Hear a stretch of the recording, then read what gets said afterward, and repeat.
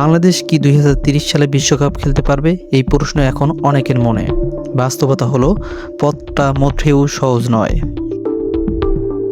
2030 বিশ্বকাপে এশিয়া থেকে সরাসরি সুযোগ পাবে মাত্র 8টি দল।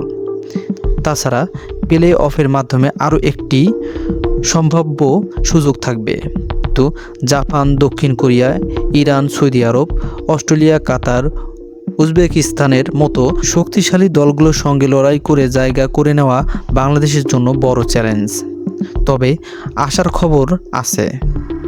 সাম্প্রতিক সময়ে বাংলাদেশে ফিফা র্যাঙ্কিং উন্নতি হয়েছে, আর হামজা চৌধুরীর মতো আন্তর্জাতিক মানের ফুটবলারের আগমন দলকে নতুন আত্মবিশ্বাস দিচ্ছে।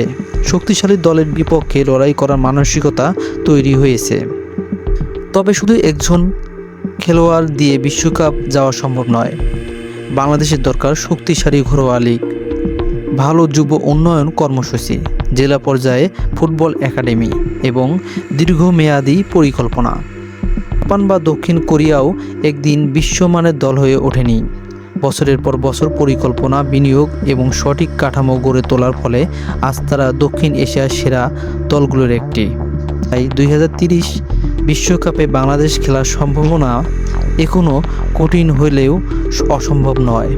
সঠিক পরিকল্পনা ও ধারাবাহিক উন্নয়ন ধরে রাখতে পারলে ভবিষ্যতে লাল সবুজের পতাকাও বিশ্বকাপের মূল মঞ্চে উঠতে পারে।